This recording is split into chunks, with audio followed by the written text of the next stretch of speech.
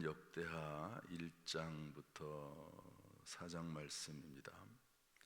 역대하는 구약성경 전체를 요약한 말씀이라고 볼 수 있습니다. 창세기가 태초에 하나님이 천지를 창조하셨다라고 하는 말씀에서 시작을 하는데, 그리고 나서 하나님이 이제 아담과 하와를 만들지 않습니까? 그런데 역대하, 역대상하는 이제 아담부터 시작을 합니다. 중간에 이제 열왕기 하 끝나고 나오지만 아담부터 시작을 해서 그 이스라엘의 역사를 아담부터 이제 시작하는 그런 내용이 나옵니다. 역대하는 뒤에 나와 있는 그 선지서까지 다 포함하는 그런 그 총정리, 구약성경의 총정리와도 같은, 물론 조금 플러스 알파가 있긴 하지만 뒷부분의 구약의 그런 책이라고 볼 수가 있습니다. 오늘은 역대하가 처음 들어서는데요, 1장은 솔로몬 왕이 지혜를 구하는 내용이 나옵니다. 그 다음에 2장으로 넘어가면 솔로몬 왕이 성전 건축을 준비하는 내용이 나오고요, 3장으로 넘어가면 솔로몬 왕이 성전 건축을 시작합니다.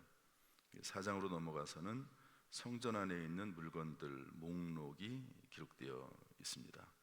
큰 그림으로 이렇게 되어 있는데, 이 안에서 하나님은 어떤 분이신지, 또 우리에게 주시는 교훈들이 무엇인지 살펴보려고 합니다. 먼저 우리 역대하 1장 1절 말씀을 보겠습니다. 역대하 1장 1절 말씀 다 같이 읽지요. 시작. 다윗의 아들 솔로몬의 왕위가 견고하여 가며 그의 하나님 여호와께서 그와 함께 하사 심히 창대하게 하시니라. 여기 말씀해 보면은요, 하나님께서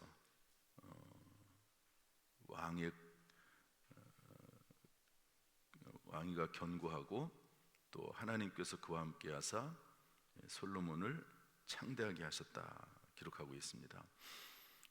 다시 말해서 창대케 하시는 주체가 누구냐? 그분은 하나님이시라는 거죠. 사람이 노력하는 것 같아도, 사람이 다 아는 것 같아도 사실은 하나님께서 그 뒤에서 허락하셔야지만이 되는 일이다 하는 거죠. 그러므로 우리가 하나님을 전적으로 의지하고 신뢰하고 또 하나님과 동행하는 삶이 우리 가운데 있어야 될 줄로 믿습니다. 창세기 26장에 보면 이삭이 그해 농사했다고 되어 있습니다. 100배를 얻었다. 그런데 뭐라고 되어 있냐면 하나님이 함께 하심으로 창대하고 왕성해서 마침내 거부가 됐다. 아무리 사람이 돈을 많이 벌어도, 수익이 많아도 그 많은 것들이 다 그냥 빠져나가면 소용이 없지 않습니까? 그런데 하나님께서 함께 하셔서 지켜주시니까 결국 창대하고 왕성하게 됐다, 이런 말씀입니다. 2025년 5월을 시작하면서 하나님께서 우리의 모든 성도님들을 지켜주시고 보호하시고 동행하시기를 주님의 이름으로 축복합니다. 모든 환경 가운데서 건져주시고 순조롭게 해결해 주시고 또 지켜주시기를 주님의 이름으로 축복합니다. 우리 1장 5절 말씀 보겠습니다. 1장 5절 말씀 다 같이 읽어보죠. 시작.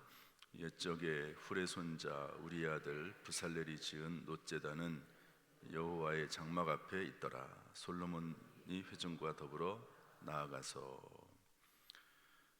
이 훌이라고 하는 사람은 유명한 사람이죠. 모세가 이제 광야에서 전쟁할 때 여호수아는 나가서 싸우고 모세는 기도하지요. 그때 싸움이 한창 진행이 되니까 모세의 기도하는 손이 내려갑니다. 그때 붙잡아줬던 사람이 아론과 훌이거든요. 그런데 그 훌의 손자 우리의 아들 브살렐을 하나님이 복 주셔서 그에게 성막을 만들 수 있고 모든 건축을 잘할 수 있는 지혜와 능력을 주셔서 성막을 만들고 놋지단을 만들고 그랬다는 거죠. 이 말씀을 우리에게 주는 교훈이 뭐냐면요, 하나님은 거룩한 사역의 협력자를 기억하신다. 비록 그 훌의 아들의 또 아들 손자 때이기는 하지만 하나님께서 기억하셔서 그에게 모든 일을 잘 감당할 수 있는 재능을 부어 주신 거죠. 우리가 하나님의 일을 감당을 하면 하나님께서는 결코 그것을 외면하지 아니하시고 반드시 우리의 당대에 또 그 후대까지라도 하나님께서 갚아주시고 채워주실 줄로 믿습니다. 오늘 이 새벽에 나와서 기도하시는 모든 성도들의 기도, 그 수고를 기억하시고 평생 평강으로 그 자녀손들에까지 함께 하시기를 주님의 이름으로 축복합니다.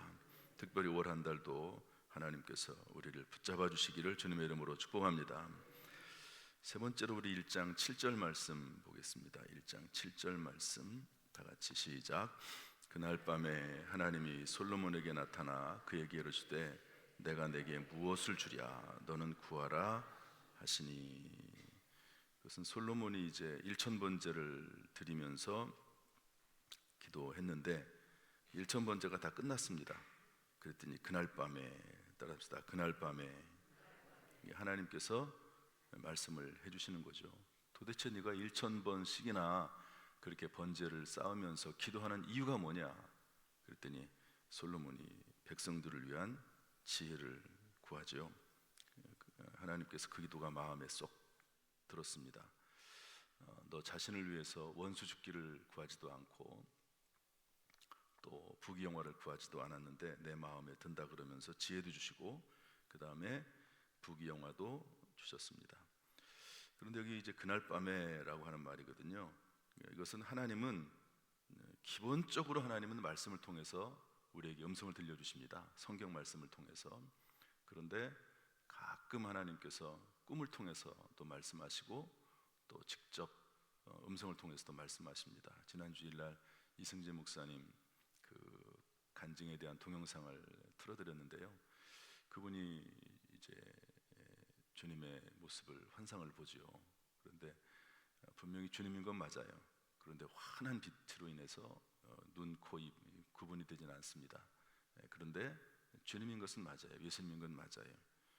그래서 환상을 통해서도 말씀하시고 또 여기 보면 꿈을 통해서도 말씀하시고 야곱도 베델에서 꿈을 통해서 하나님을 보지 않습니까? 물론 음성을 듣는 거긴 하지만 요셉도 꿈을 통해서 미래를 볼 수 있고 이런 뜻이 있는 꿈이 있다라고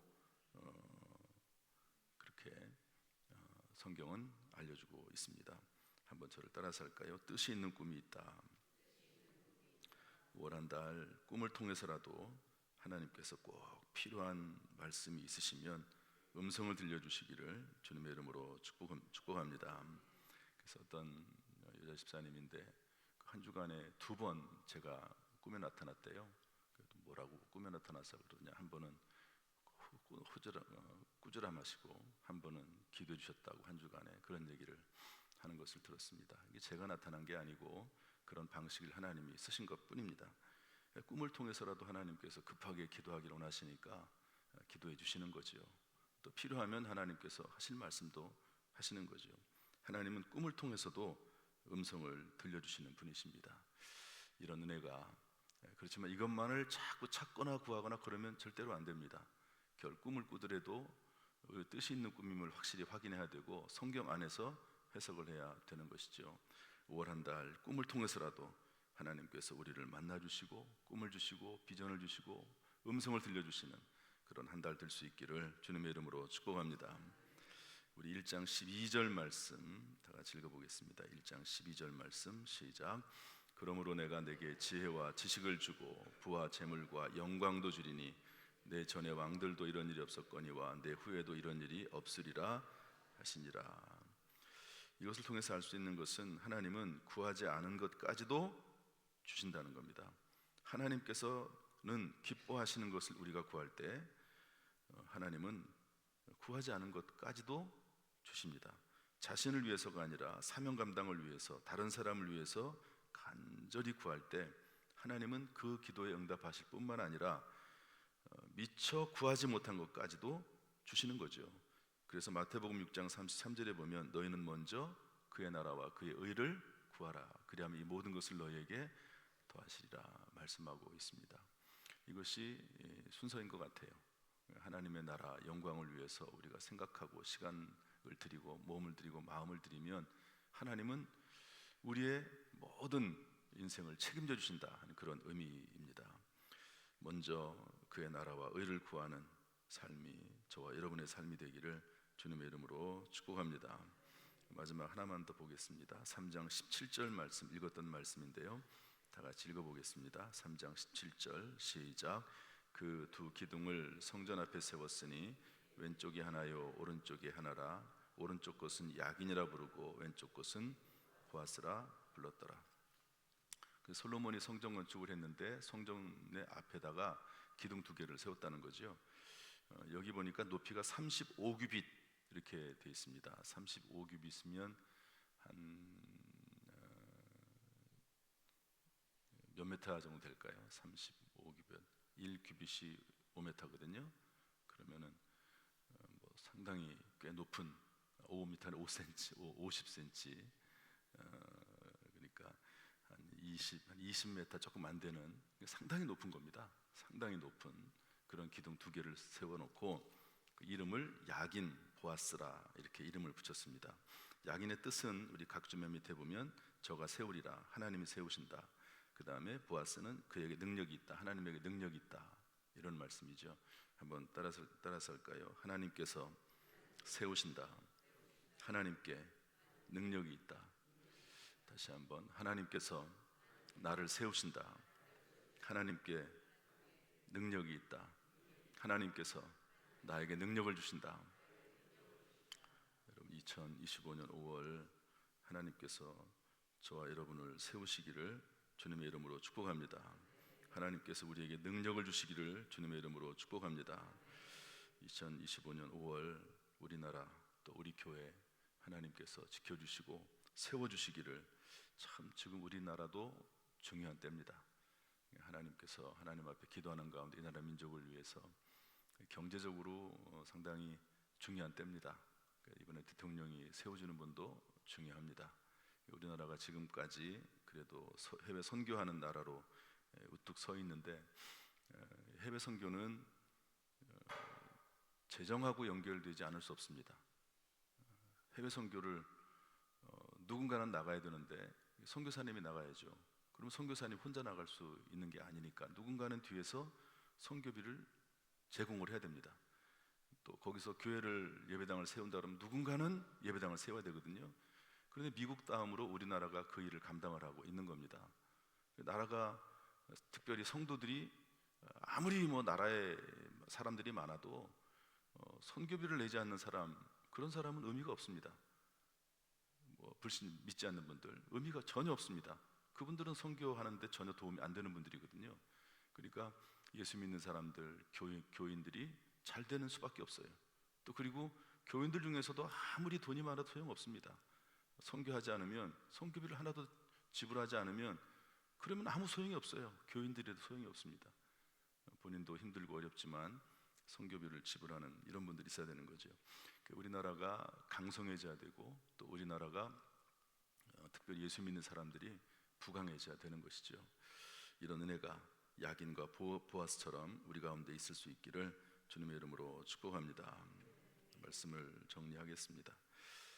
제가 요즘 읽고 있는 책이 있는데요. 그 책에 이런 말이 나오더라고요. 짧게 좀 이야기하면 이어령이라고 하는 분이 계십니다. 이어령이라고 초대 문화부 장관을 지냈던 분이죠. 이분은 그 딸이 예수 믿는 사람이 아니었죠. 딸이 암에 걸려가지고 딸이 암에 걸리니까 얼마나 간절하겠습니까? 근데 딸이 믿는 하나님한테 딸이 이제 미국에 살거든요. 그 딸에게 찾아갔습니다. 그랬더니 뭐 딸이 교회 다니고 그러니까 암에 걸린 딸 때문에 이제 교회를 방문하게 되는 거죠. 딸이 가자니까 가는 거예요. 아무리 신앙이 없어도 딸이 병들어 죽게 됐는데 그 교회 한번 못 갑니까? 그래서 교회 가가지고 하나님 앞에 기도를 했습니다. 하나님, 이 딸을 살려주시면 제가 하나님을 믿겠습니다. 그런데 그 딸이 살았네요. 그래가지고 이 어령 교수가 예수를 믿고 신앙인이 됐습니다. 아주 유명한 책을 쓰기도 하죠. 그런데 이분에게 기자가 16번 인터뷰를 합니다. 그러면서 그 16번 그 인터뷰한 것을 가지고 이어령의 마지막 수업이라고 하는 책을 펴냅니다. 그러면서 질문을 하는데 이런 질문을 합니다. 선생님, 이어령 박사님, 럭셔리한 삶이 뭘까요? 럭셔리라는 게 알죠? 아주 그냥 고급진 거, 또 아주 좋은 거, 럭셔리하다 그러잖아요. 그런데 럭셔리한 삶이 무엇입니까? 이렇게 물어봤습니다.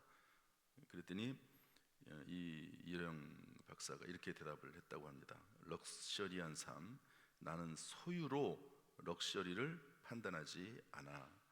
가장 부유한 삶은 이야기가 있는 삶이라네. 스토리텔링을 얼마나 갖고 있느냐가 그 사람의 럭셔리지. 스토리, 이야기죠. 그 사람의 인생 이야기입니다. 그 사람의 인생 이야기. 여러분, 성경은 이야기 책입니다. 지금 제가 여러분들에게 설교를 하면서 얼마나 많은 이야기를 한지 아십니까? 솔로몬의 이야기를 했어요. 솔로몬이 하나님 앞에 기도해가지고 지혜를 받을 뿐만 아니라 하나님께서 구하지 않은 것까지도 주셨다. 그 얘기 제가 했습니다. 그 다음에 야곱이 돌베개 잠을 자는 가운데 꿈을 꾼 이야기도 제가 했습니다. 제가 계속해서 또 부살렐 훌이라고 하는 사람의 손자 부살렐에 대한 이야기도 했습니다. 전부 스토리거든요. 스토리, 이야기입니다. 이야기. 저나 여러분이나 이야기를 만들어 나가는 사람들이라고 볼 수가 있습니다. 그 책의 한 파트의 뒷부분에 이렇게 되어 있습니다. 결혼 30주년 선물로 남편에게 받은 다이아몬드 반지보다 몇 푼 안 되는 은가락지를 귀하게 여기는 것도 스토리가 담겼기 때문이다. 어떤 목사님의 그 사모님이 은반지 하나를 가지고 있습니다. 그렇게 뭐 비싼 것도 아니고 두꺼운 것도 아니고 은반지인데 그 은반지를 남편이 선물한 아주 귀한 다이아몬드 반지보다도 더 귀하게 여기는 겁니다. 그 이유는 뭐냐면 그 은가락지는 어머니가 돌아가시면서 내가 지금까지 평생 기도했다. 너도 기도의 사람이 되거라. 그러면서 물려준 반지가 그 반지라는 거죠. 여러분, 그 반지가 왜 귀하죠? 스토리가 있기 때문에. 그냥 단순한 하나의 은가락지가 아니고 어머니가 죽으면서 물려준 스토리가 있는 반지이기 때문에 귀하다는 거죠. 저나 여러분이나 스토리를 만들어 나가는 삶이라고 볼 수가 있습니다. 그 책에 보면 이런 내용이 나옵니다. 연결지어서 상황은 선택할 수 없지만 반응은 선택할 수 있다. 저나 여러분이나 갑자기 우연히 만들어진 상황을 우리가 마음대로 할 수 없습니다. 태어나는 거 우리 마음대로 할 수 없습니다. 병드는 거 마음대로 할 수 없습니다. 그런데 교통사고가 나는 거 마음대로 할 수 없습니다. 요즘 한불인가요? 거기 보면요, 교통사고 그냥 달려가는데 갑자기 나타나면 어떡하겠습니까? 어떻게 할 수가 없어요. 그런데 상황은 선택할 수 없지만 반응은 선택할 수 있다. 성경에 나오는 수많은 이야기들은요, 다 똑같이 어려움을 당합니다. 다 똑같이 문제가 있습니다. 문제가 없는 인생은 아무도 없습니다. 특별히 위대한 인물들은요, 문제도 큽니다. 그런데 상황은 어쩔 수 없이 다가오는 거죠. 그것이 자기의 죄 때문에 온 것이든지, 아니면 하나님께서 그 사람을 훈련시키기 위해서 오신 것인지, 사탄 마귀가 템프테이션 유혹하던 것인지, 아니면 하나님이 테스트 시험하는 것이든지, 모든 상황 가운데 문제들은 다 생깁니다. 그런데 상황은 선택할 수 없지만 반응은 선택할 수 있다. 그 내용을 읽는데 마음에 다가오더라고요. 한번 따라서 할까요? 상황은 선택할 수 없지만 반응은 선택할 수 있다. 믿음으로 반응하고 말씀으로 반응하면 스토리가 있는 삶이 되는 겁니다. 그냥 상황에 흘러가듯이 물고기가 죽은 물고기가 떠내려가듯이 그냥 상황에 묻혀서 흘러가면 그 사람은 스토리가 없어요. 간증할 것이 없습니다. 노골적으로 말하면 간증할 게 없어요. 그런데 물이 흘러가는데 그 물을 거슬러서 올라가면 그 사람은 살아있는 사람이 되는 것이고 스토리가 있는 인생이 되는 거죠. 스토리가 있는. 그것도 제가 보니까 하나님 만들어 주시는 것 같아요. 저도 목회 30몇 년 했지만 제가 원해서 생긴 일이 없습니다. 아주 엄청나게 어려운 일을 제가 2번 만났는데 제가 원해서 된 게 아니에요.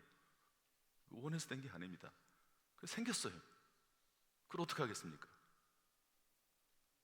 믿음으로 반응하는 것뿐이에요.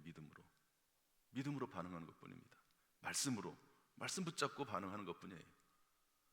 그 기간이 어떤 사람은 성경에 보면은 다윗은 10년입니다. 요셉은 13년입니다. 아브라함은 75세는 부르심 받아가지고 100세의 아들을 낳았으니까 25년입니다. 사람마다 차이는 있을 수 있지만 반응은 선택할 수 있다 하는 것이죠. 2025년 5월도 하나님께서 우리에게 어떤 상황을 만드실지, 또 우리가 실수해서 어떤 방향이 생길지 아무도 모릅니다. 그런데 상황은 우리가 만들 수 없지만 반응은 우리가 선택할 수 있다. 말씀 안에서 또 믿음 안에서 잘 반응해서 정말로 스토리가 있는 인생, 간증이 있는 인생 될 수 있기를 주님의 이름으로 축복합니다. 그 모습을 보고 우리의 자녀들이 부모님을 존경하고 따르고 믿음의 명문가를 이루는 복된 우리 성도님들 가정 다 되기를 주님의 이름으로 축복합니다. 기도하겠습니다. 하나님